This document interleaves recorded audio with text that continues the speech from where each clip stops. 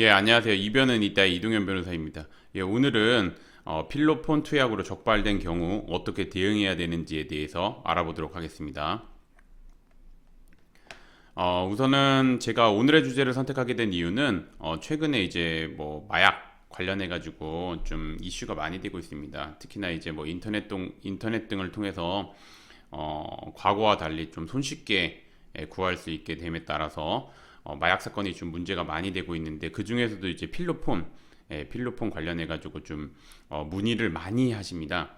그래서 이제 이거에 대해서 투약으로 적발된 경우 어떻게 대응해야 되는지 좀 말씀을 드리고자 이제 오늘의 주제를 선택해 보았습니다. 예, 우선 들어가기 앞서 필로폰이 뭔지, 그리고 이제 법률상 필로폰을 어떻게 규정하고 있는지, 그리고 그에 대한 처벌은 뭔지, 그거를 좀 알아보도록 하겠습니다. 보시면 필로폰은 메스암페타민이 그 성분이며 매우 강력한 중추신경 흥분제로 각성작용을 일으키는 합성 화학 물질을 말합니다. 지금 여기서 이제 처벌받는 이유는 솔직히 말하면 이제 각성작용 이런 것 때문에 처벌받는 겁니다. 그래서 이제 보시면 필로폰은 마약류 관리법상 마약류 관리에 관한 법률상 인간의 중추신경계에 작용하는 것으로서 이를 이건 제가 잘못 썼죠. 남용할 경우 남용할 우려가 심하고 매우 제한된 의료용어로만 쓰이는 것으로서 이를 오용하거나 남용할 경우 심한 신체적 또는 정신적 의중성을 일으키는 약물 또는 이를 함유하는 물질, 즉 이제 뭐 남옥이라고 하는데 남옥에 규정되어 있는데, 여기 보시면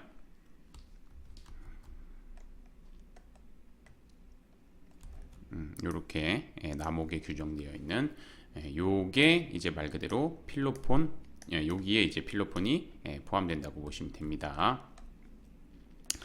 그렇게 보시면 되고, 그 다음에 이제 필로폰의 경우는 이제 어떻게 처벌되는지 좀 보게 되면, 우선 마약류 관리에 관한 법률은 되게 독특하게 규정되어 있는데, 마약류 관리에 관한 법률은 일반적으로 형법은 어떤 죄를 범하면 몇 년에 처한다 뭐 이렇게 딱 규정되어 있는데, 마약류 관리에 관한 법률은 보면은 이제 앞쪽 부분에는 이제 금지하는 규정을 두고 있고, 이제 뒤쪽 부분에는 벌칙 규정이라고 해가지고 이제 말 그대로 앞에 뭐를 위반하면 어떻게 처벌된다는 거를 이렇게 좀 구분해가지고 나와 있습니다. 구분해가지고 나와 있기 때문에 이게 뭐 일반인들이 보기에는 조금 어려울 수도 있습니다. 어려울 수도 있고, 그래서 이제 뭐 제가 정리해서 좀 말씀을 드리면, 필로폰 같은 경우는 제가 아까도 말씀드렸듯이 남옥이라고 말씀드렸습니다.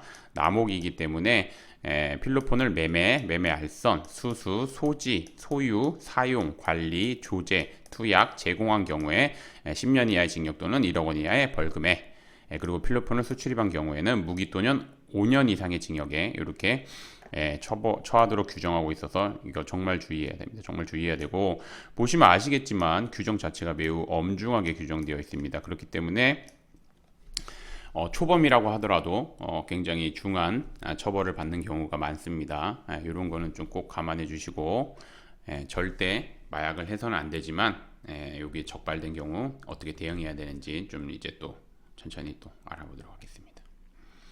보시면 그러면 이제 오늘의 주제인 그러니까 필로폰을 투약하다가 적발된 경우 어떻게 대응해야 되는지 알아보면은, 이제 우선은 필로폰 투약으로 적발된 경우, 우선 필로폰 투약으로 수사기관에서 전화 왔다. 그러면 이제 수사기관은 뭔가 객관적인 자료가 확보한 상태라고 생각하시면 됩니다.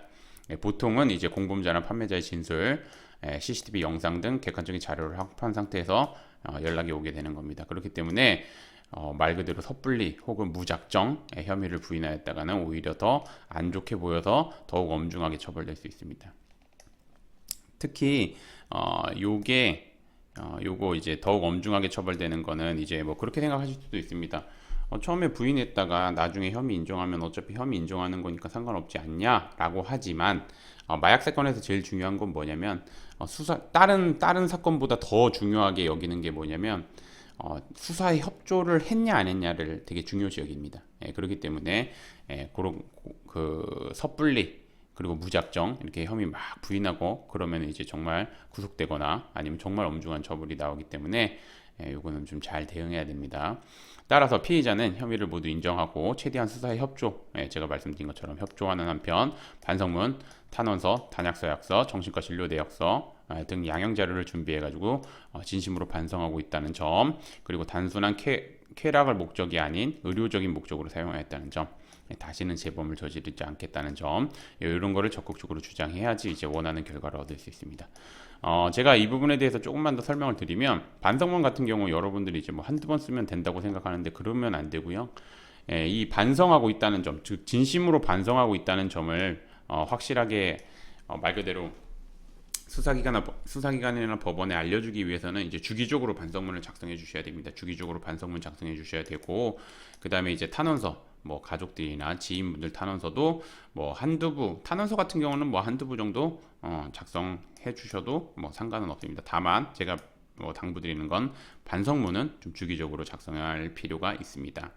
그리고 단약서, 약서, 요거는 이제 약을 다시는 하지 않겠다는 그런 의지의 표현이니까 이런 것도 좀 중요하고, 그 다음에 제일 중요한 거는 뭐냐면 정신과나 아니면 약물 치료, 즉 이제 마약 중독 센터나 이런 데를 방문해 가지고 치료를 받고 있다는 거, 그런 거를 좀 적극적으로 준비해야 됩니다. 그리고 이 사건을 계기로 해가지고 다시는 이제 마약을 당연히 마약으로 인해서 수사기관에 와서 조사를 받거나 이러면 절대 안 됩니다. 절대 안 되고, 그래서 뭐 제가 뭐 한 번만 더 강조하자면 이제 정신과 진료 내역서, 그다음에 마약 중독센터 방문해가지고 치료받는 거, 요거 생각보다 중요합니다. 그리고 꾸준하게 가셔야 됩니다. 꾸준하게 한두 번 간다고 이제 양형이 반영되는 건 아닙니다.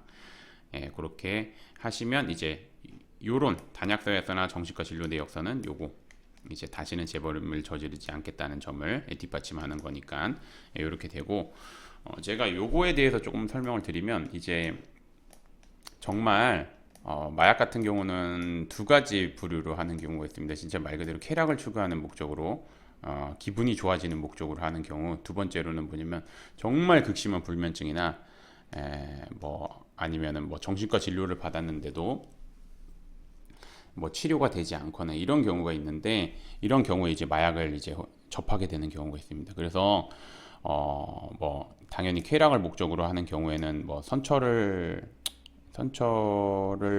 뭐 진심으로 반성하고 있다는 점, 다시는 재범을 저지르지 않겠다는 점, 뭐 이런 걸 주장해서 선처를 받을 수 있지만, 이런 경우, 이런 후자의 경우, 즉 이제 뭐 정말 극심한 불면증을 겪고 있고 정신과 진료도 받았는데도 개선되지 않아서 이렇게 뭐 진짜 말 그대로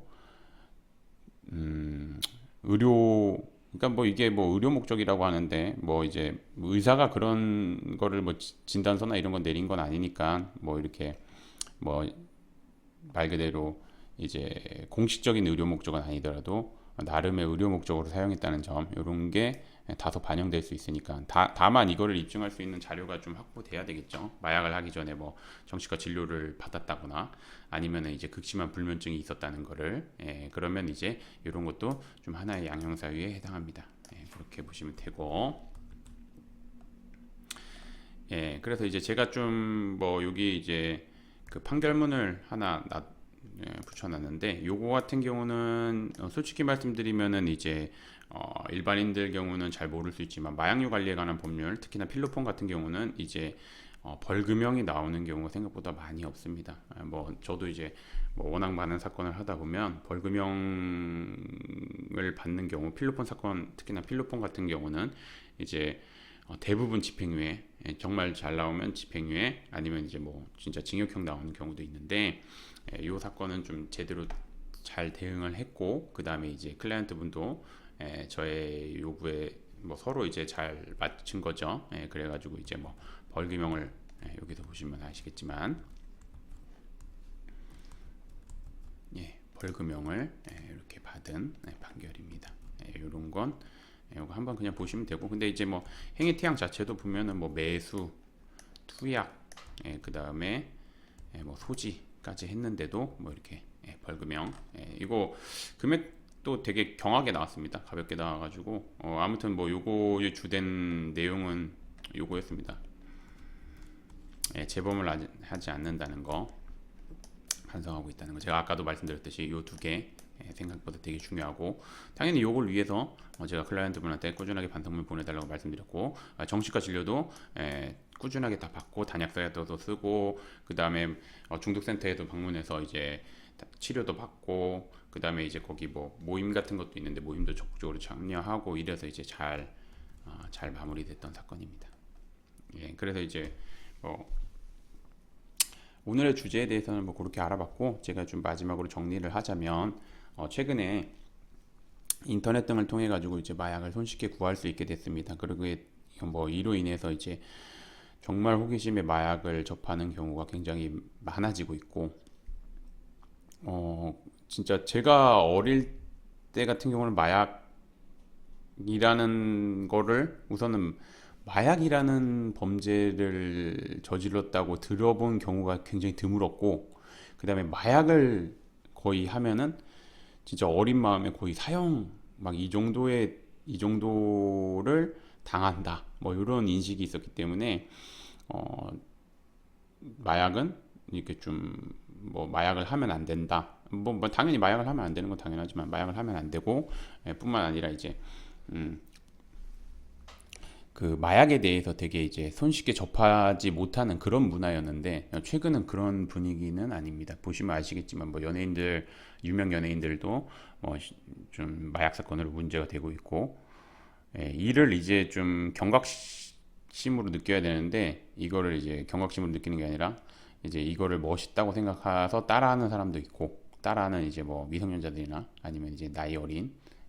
사람도 있고 그 다음에 뭐, 뭐 그런 경우가 있는데 그 주된 이유는 뭐냐면 인터넷을 통해서 너무 쉽게 마약을 구할 수 있습니다. 너무 쉽게 마약을 구할 수 있어서 이제 우리 뭐 과거에는 마약 청정국이라 했는데 이제 뭐 더 이상 마약 청정국은 아닌 것 같고 그런 의미에서 법원과 수사기관 같은 경우는 뭐 요거 근절하기 위해서 좀 정말 엄중하게 처벌하고 있고 그다음에 이제 구속 수사를 진행하는 경우도 많습니다.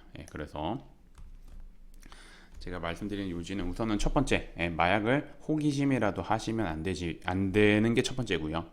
두 번째 마약 사건으로 인해서 이제 만약에 수사기관에서 연락을 받았다. 그럼 이제 뭐 무작정 처벌받을 것이더라도 무작정 혐의 부인하거나 가서 뭐 이러시면 안 되고 보통은 이제 객관적인 자료 확보한 상태에서 조사하니까 혐의 인정하고 수사기관에 적극적으로 아는 범위 내에서 다 얘기해주고 다만 이제 그때부터 반성문도 좀 꾸준히 쓰고 그 다음에 그 기회를 삼아가지고 절대 마약을 하시면 안 됩니다. 반성문 쓰고 정신과 진료도 받고 중독치료센터도 가고 이름으로써 다시는 마약을 하면 안 되고 그런 거와 함께 이제 그런 자료를 이제 수사기관이나 법원에 제출하면 이제 가벼운 뭐 처분이나 처벌을 받을 수 있으니까 아무튼 그렇게 대응을 해야 되는데 이게 아마 혼자 대응하시기에는 좀 제한이 많이 될 겁니다.